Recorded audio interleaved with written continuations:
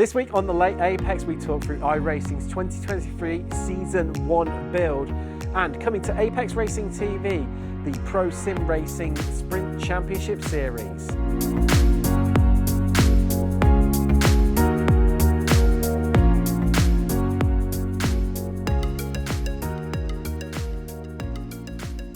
Hello and welcome to this week's The Late Apex, and well, it's been another busy week in the world of sim racing. I'm Tim Cox with Sam Fitzpatrick.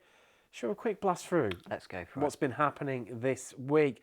First off, SimQ's active pedal is now available to pre-order. The pedal provides ABS and RPM feedback and is modified by SimQ's software, making hardware maintenance redundant. The price, that is steep, however, with a single pedal being sold for €2,400 and three pedals being sold for €6,250. Porsche Coanda secured a 1-2 finish in the final round of Virtual Le Mans Series. The 500 miles of Sebring finished with the grid for January's Le Mans Virtual and was the last opportunity to prepare for the event in the competitive environment. BMW Team Redline, meanwhile, were able to clinch the GTE win over Sim Maranello.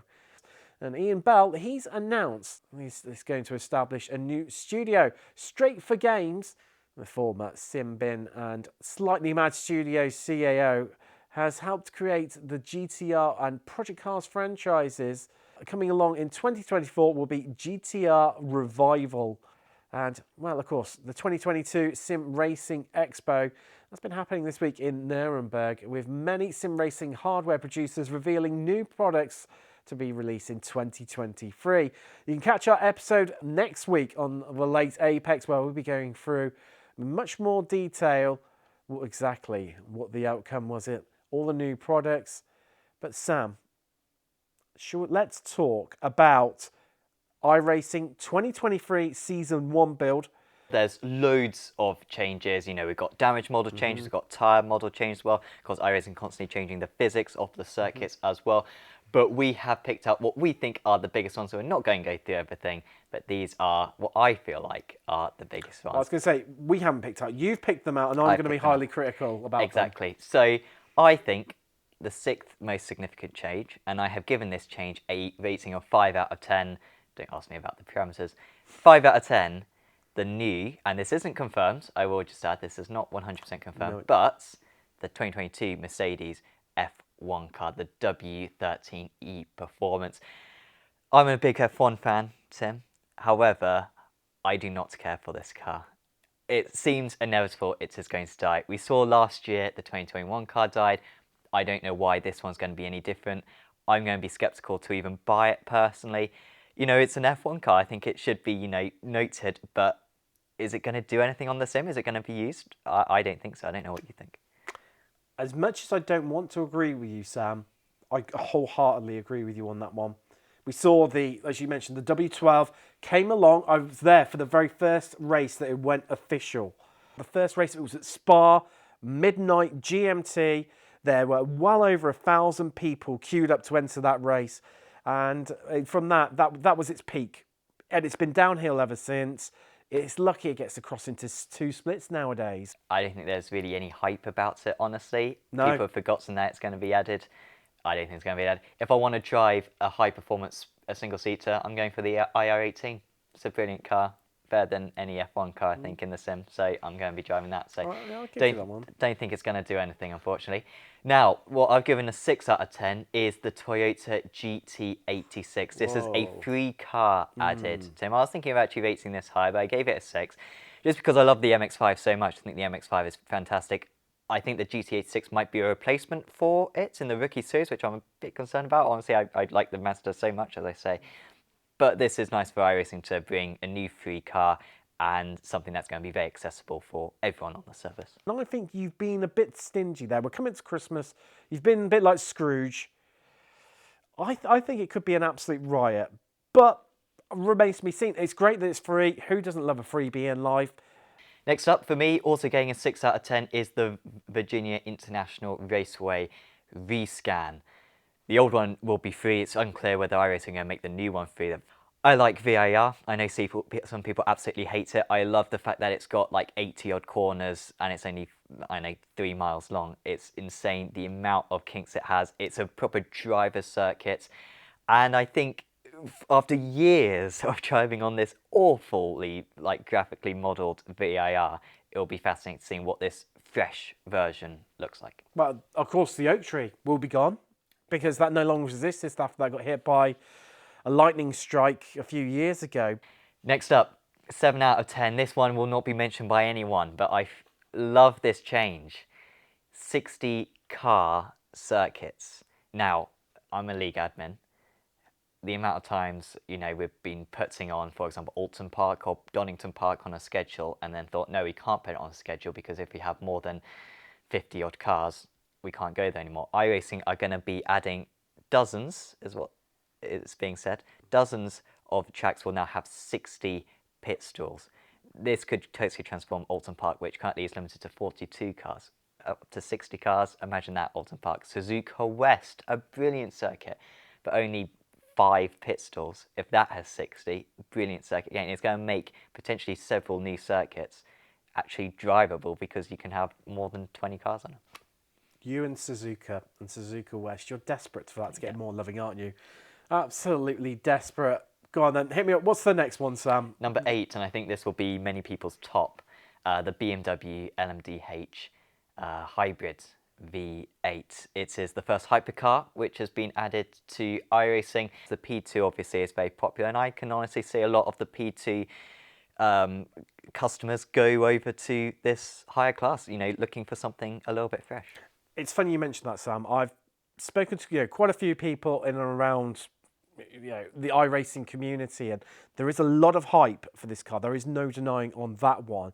And I think as well, what's helped to encourage that hype is this new rules regulations between an alignment between the World Endurance Championship and IMSA on top level sports cars, where it's invoked so many manufacturers want to get into the sport. And yeah, I think it's going to be epic. It's going to be within IMSA. It's going to be within the European Sprint Series and the European Endurance Series. So you've got plenty of bang for your buck in terms of where you can use that car. I'm really excited about this one. It's one thing I can't wait for. It'd be great to see that on the grid as well for Daytona 24. It's going to be in action almost immediately. Why are you excited about that one? You hate that race. Oh yeah, awful race. I won't be watching it, but I'm sure other people, I'm sure lots of you are looking forward to it. I'll be throwing up in a bucket, but all you will be looking forward to that one. And my top rating, the best thing that is coming in this build, I've given it a 10 out of 10. Is that good, Tim? Magny Cours, brilliant circuit. Was hoping that it would be released in the last build. Unfortunately, it wasn't, so the anticipation has just built up. This is a fantastic circuit. Of course, was on the F1 calendar as recently as 2008. It's just fast flowing. The first sector is absolutely fantastic. Got a little bit of elevation change. You got the hairpin where you can overtake. You got a few different layouts as well. Got some sweeping chicanes. Is such a fun circuit. Is Magny Cours fantastic for MX-5s? It's fantastic for top level single seaters. It won't be perfect for endurance racing, but it's possible to do endurance racing around there as well, multi-class stuff. I think this is, out of all the circuits in the world that iRacing could have added, this is in the top 3 that they could have added. Well, that's all we've got time for this half. We're going to head to a quick break. On the other side, we're going to be covering RaceRoom Trucks. Are they any good? Well, we jump into the sim rig and find out.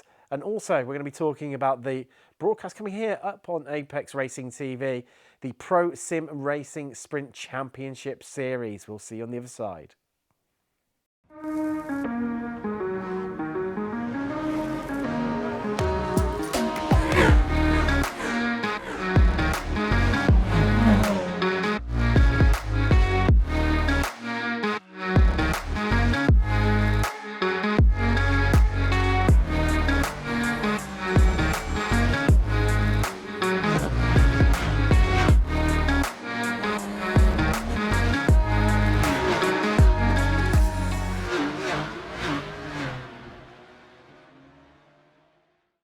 So we're downstairs in the sim centre on a couple of the rigs to try out these RaceRoom trucks.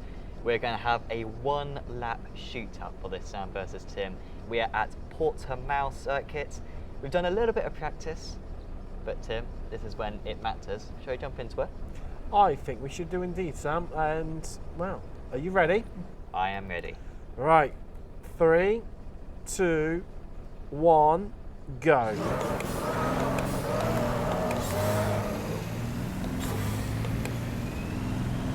Oh, it's a very good start for Tim. He immediately moves into the lead. Absolutely left you for dead there. But gonna get it through turn 1 without a...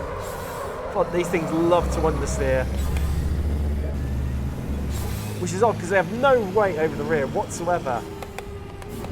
Oh, he's gone on for the inside. Oh, there he curve, he is. makes Contact. And now we're alongside up the hill. Oh, he's squeezing me back onto the track. He's got his nose in front. Who's going to brake later? It's going to be Tim. Oh, onto the brakes. I'm using my water in order to cool these brakes. It's one of the many realistic features of these RaceRoom trucks. It hasn't helped me. Tim is ahead. I just love the way you get the rear end out on these.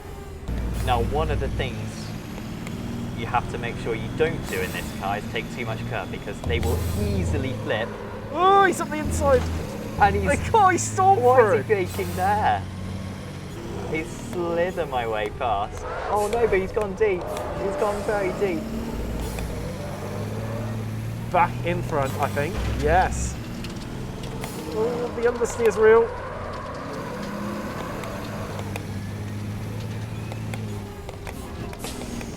Squeeze him on the inside there. Oh, there's contact again.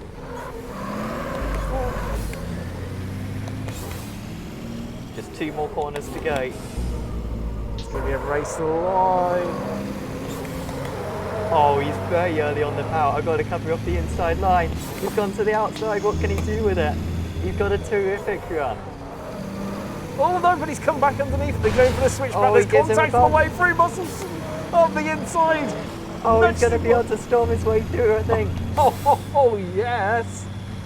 Oh, but he's still getting close to the line. He's on the inside. I'm not going to pitch him. It's going to be Tim who's going to take the points. What a barrel laughs these are. I tell you what, they're a bit of a handful, a bit leery, a bit loud, to say the least. They just, I've gone. There we go. Oh, he's Gone. up on 2 wheels, and he saved it. And that is what RaceRoom trucks are all about. Just madness from start to finish. Yeah, can't recommend them enough.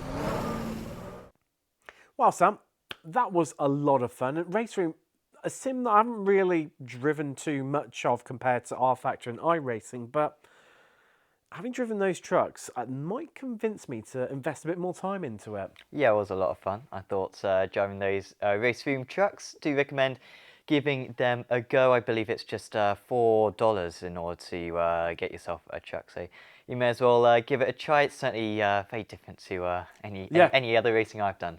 Yeah, certainly. Completely and utterly different. Now let's talk about what's coming up here on Apex Racing TV. And of course, Sunday sees the season kicking off for the Pro Sim Racing Sprint Championship Series. And Sam, this is something a little bit special, isn't it? Yeah, it sure is. It's 4 rounds, the final round being hosted at the Rolex 24 Hours.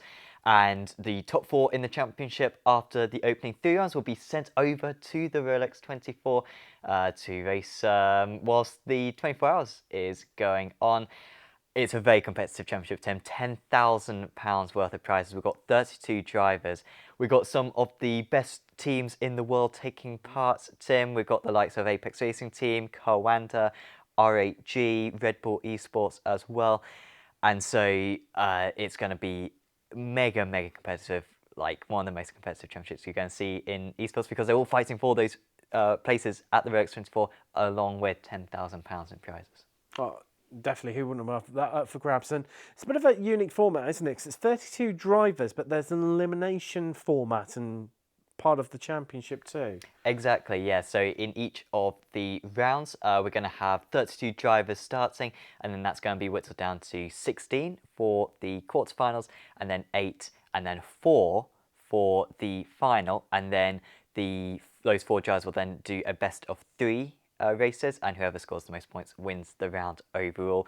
But it's all about accumulating those points for the first 3 rounds to get into the final 4 and qualify for the Rolex 24 event. So that's what the judges are going to be aiming for. But yeah, I think that, you know, elimination format is going to be very interesting. If you're in 10th place in that first race and you only need top 16, why push it too much? I mean, you want the starting position for the next race, but I mean, you've got to be very smart about it. You do not want to throw away points by crashing out when you're already qualifying for the next round. You say this, Sam, but we've seen it when, you know, drivers get into the car, behind the wheel, start racing. That's occasionally just go out of their mind. But with so much on the line and up for grabs, I do have to wonder whether there will be a bit of reality check. And like you say, people playing the long game rather than the short game and trying to go for that bit of ego of getting past and further up the field when they don't need to. It's going to be really, really interesting to see. And of course, you can see all the coverage here live at Apex Racing TV, where we'll be live from the studios here. And don't make sure you do not miss out on that whatsoever. Don't forget to hit subscribe and turn on a little bell notification. Stay live up to date with every of our broadcasts here on our channel. But that's all we've got time for this week. What a week it's been. I've been Tim Cox with Sam Fitzpatrick, and we'll see you in a week's time on the Late Apex.